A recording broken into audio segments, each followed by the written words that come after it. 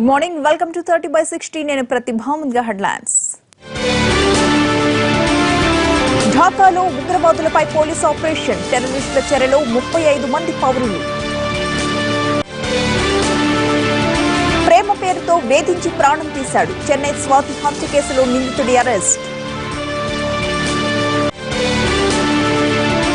కొత్త జిల్లాల కోసం జనం పోరుబాట. జనగామకు మద్దతుగా ఇవాళ వరంగల్ బంద్. కారుని బారుగా మార్చేసిన సాఫ్ట్వేర్ ఉద్యోగి. డ్రంక్ అండ్ డ్రైవ్ లో పట్టుబడ్డ బడాబాబులు. విశాఖ సాగర్ తీరం మరో ప్రతిష్టాత్మక కార్యక్రమానికి రెడీ అయింది. దేశంలోని మొట్టమొదటిసారిగా బే ఆఫ్ మారథాన్ జరగబోతోంది. ఇవాళ సాయంత్రం నిర్వహించే హాఫ్ మారథాన్ కోసం అన్ని ఏర్పాట్లు చేశారు అధికారులు. ఇందులో పాల్గొనేందుకు దేశ విదేశాల నుంచి అథ్లెట్స్ విశాఖకు చేరుకుంటున్నారు. 21 కిలోమీటర్ల మేర కొనసాగే బే హాఫ్ మారథాన్ లో 4 విభాగాలుంటాయి. 3K, 5K, 10K, 21K పరుగు ఉంటుంది. ముమ్మర సాధన చేసిన వాళ్లే 21K లో విజేతలుగా నిలుస్తారు. హాఫ్ మారథాన్ కోసం బీచ్ రోడ్ ప్రత్యేకంగా ముస్తాబైంది. ఆర్కే బీచ్ నుంచి రిషికొండ వరకు విద్యుత్ దీపాలతో అలంకరించారు. ఈ మారథాన్ ను సీఎం చంద్రబాబు ప్రారంభిస్తారు.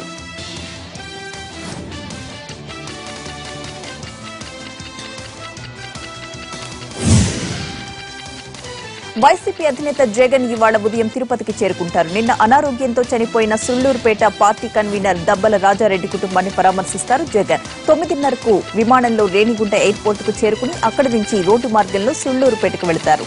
ఈ సందర్భంగా అభిమానులు, కార్యకర్తలు అధినేతతో కలిసి రావాలని జిల్లా నాయకత్వం పిలుపునిచ్చింది.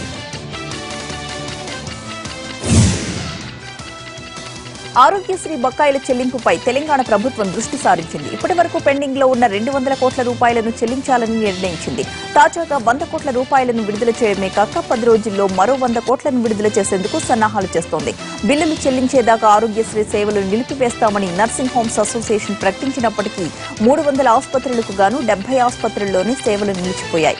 దీనిపై ఇవాళ ఆయా ఆసుపత్రుల నిర్వాహకులతో చర్చించనున్నారు మంత్రి లక్ష్మారెడ్డి.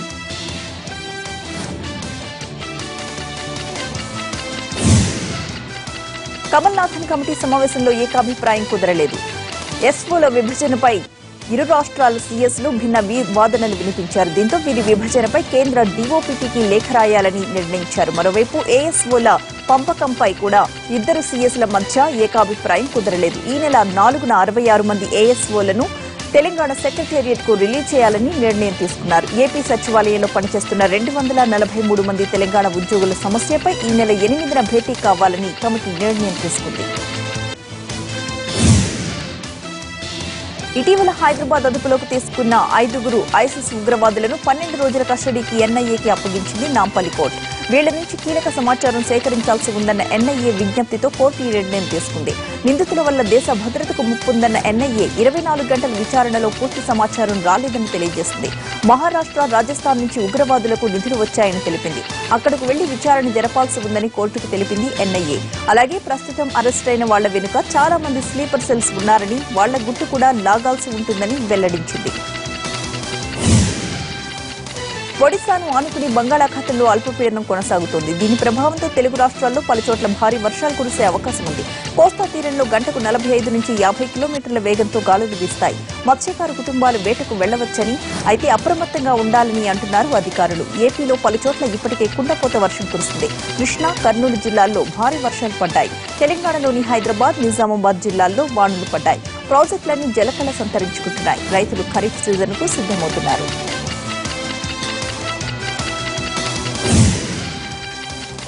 సుప్రీంకోర్టు ఆదేశాలతో బాబ్లీ గేట్ ఎత్తేయడంతో మహారాష్ట్ర నుంచి తెలంగాణకు గోదావరి జలాల రాక ప్రారంభమైంది. ఎగువ ప్రాంతంలో కురిసిన వర్షాలకు బాబ్లీలో నిన్న ఉదయం వరకు 0.31 టీఎంసీల నీటి నిల్వ ఉంది.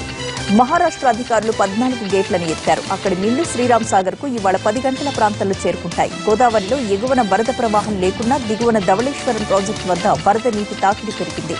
అక్కడికి 2 రోజుల్లో 1,50,000 క్యూసెక్ల నీరు చేరుకోగా వాటిలో 1,32,000 క్యూసెక్ల నీటిని ఏపీ అధికారులు సముద్రంలోకి వదిలేశారు. 3 రోజులుగా కురుస్తున్న వర్షాలతో ఆదిలాబాద్ జిల్లాలో వాగులు, వంకలు ఉధృతంగా ప్రవహిస్తున్నాయి. దీంతో చేపల సందడి మొదలైంది. మంచిర్యాలలోని రాళ్లవాగు వద్ద చేపలను పట్టుకోవడానికి జనం పెద్ద సంఖ్యలో గుమిగూడారు. వలల సాయంతో చేపలు పట్టుకుంటూ సందడి చేశారు. అటు తాంసీ, తలమడుగు మండలాల్లో సైతం వాగుల వద్ద చేపల సందడి నెలకొంది. కొంతమందికి వలల్లో 5 నుంచి 10 కేజీల చేపలు కూడా పడుతుండటంతో సంతోషం వ్యక్తం చేస్తున్నారు.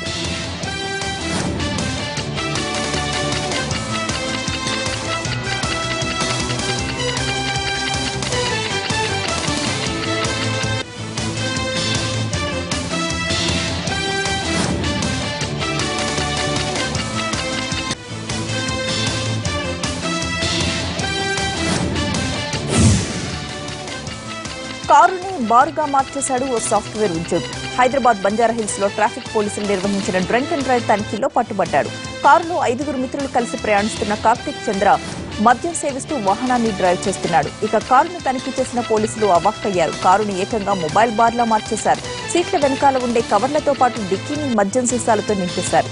అలాగే పూటుగా మద్యం సేవించి 3 అమ్మాయిలతో వెళ్తున్న ఆశీస్ అనే యువకుడు కూడా డ్రంక్ అండ్ డ్రైవ్ లో దొరికాడు. డ్రంక్ అండ్ డ్రైవ్ లో 10 వాహనాలను సీజ్ చేశారు ట్రాఫిక్ పోలీసులు.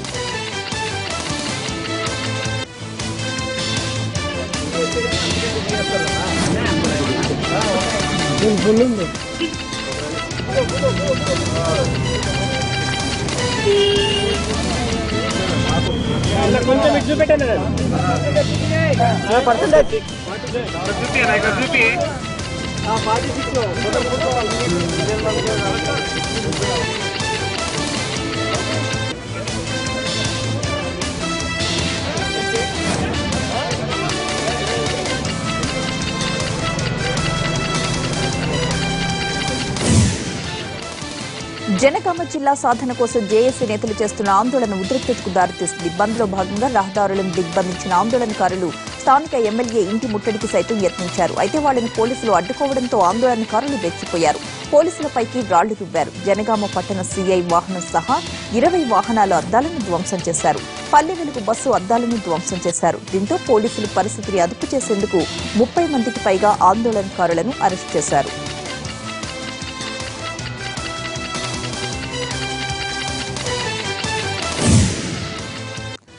ఢిల్లీకి చెందిన అంతర్రాష్ట్ర గంజాయి స్మగ్లింగ్ ముఠాను నిజామాబాద్ పోలీసులు పట్టుకున్నారు. ఢిల్లీ నుంచి వచ్చిన 3 ముఠా సభ్యుల్లో ఒకరు తప్పించుకున్నట్లు తెలుస్తోంది.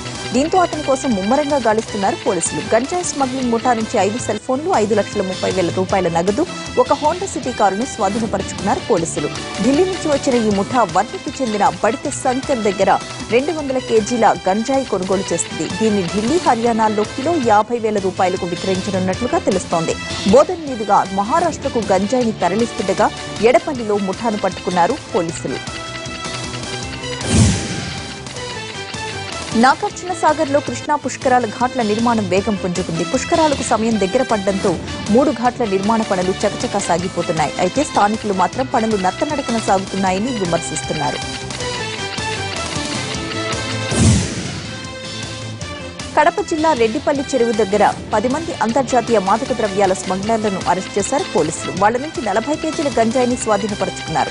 వీళ్లందరినీ గల్ఫ్ దేశాలకు డ్రగ్స్ సరఫరా చేస్తున్న ముఠా సభ్యులుగా గుర్తించారు. గల్ఫ్ లో ఉన్న తమ బంధువులకు ఇవ్వాలంటూ విదేశాలకు వెళ్లే వారికి వివిధ వస్తువులను వీళ్లు ఇస్తున్నారు. అయితే వాటిలో డ్రగ్స్ పెట్టి వాళ్లు పంపుతున్నట్లుగా పలుసార్లు తనిఖీల్లో బయటపడింది. గుంటూరు జిల్లాలో వరుస చోరీలకు పాల్పడుతున్న 5గురిని పోలీసులు అరెస్ట్ చేశారు. వీరి నుంచి 47 లక్షల రూపాయల విలువ చేసే బంగారం, వెండి ఆభరణాలు స్వాధీనపరుచుకున్నారు. గుంటూరుకు చెందిన బండి శివకుమార్, పూజల రాము, అల్లం జీవన్ రెడ్డి, వెలుతుర్ల శ్రీనివాస్, మన్నెం రామాంజనేయులు ముఠాగా ఏర్పడి దొంగతనాలు చేస్తున్నారు. వీళ్ల 5గురు తాతపూడి జంక్షన్ వద్ద తిరుగుతుండగా అరెస్ట్ చేశారు పోలీసులు. నిందితుల నుంచి బంగారు, వెండి వస్తువులతో పాటు ఒక కారు, ఒక మోటార్ సైకిల్ కూడా స్వాధీనపరుచుకున్నారు.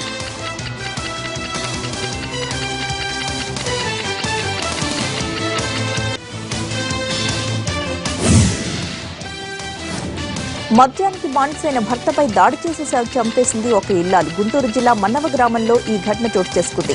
వ్యవసాయ కూలీగా పనిచేసే రవి కుటుంబాన్ని పట్టించుకునేవాడు కాదు. పైగా భార్య జ్యోతిని తాగేందుకు డబ్బివ్వమని వేధించేవాడు. ఈ క్రమంలో బంగారు ఆభరణాలను అమ్మేసి పీకల దాకా తాగి ఇంటికొచ్చాడు. దీంతో భార్యాభర్తల మధ్య గొడవ జరిగింది. ఆగ్రహంతో ఊగిపోయిన జ్యోతి రవిపై దాడి చేసింది. దీంతో తీవ్రంగా గాయపడ్డ రవి ప్రాణాలు కోల్పోయాడు. చెప్పిన మాట వినలేదంటూ నలుగురు విద్యార్థులను చితకబాదింది ఓ హాస్టల్ వార్డెన్. పైగా కొట్టిన సంగతి ఎవరికైనా చెబితే చంపేస్తానని బెదిరించింది. చివరకు విషయం బయటపడడంతో ధర్నా చేశారు తల్లిదండ్రులు. వరంగల్ జిల్లా మహబూబాబాద్ ఫాతిమా హై స్కూల్లో చదువుతూ అక్కడి హాస్టల్లో ఉంటున్నారు విద్యార్థులు. 8వ తరగతి చదువుతున్న నలుగురు విద్యార్థులు తాను చెప్పిన మాట వినలేదంటూ చితకబాదింది వార్డెన్ సంధ్య. వార్డెన్ కు భయపడి పిల్లలు చెప్పుకున్నా విషయం తల్లిదండ్రుల చెవిన పడింది. దీంతో స్కూల్ ముందు బైఠాయించి ఆందోళన చేశారు పేరెంట్స్.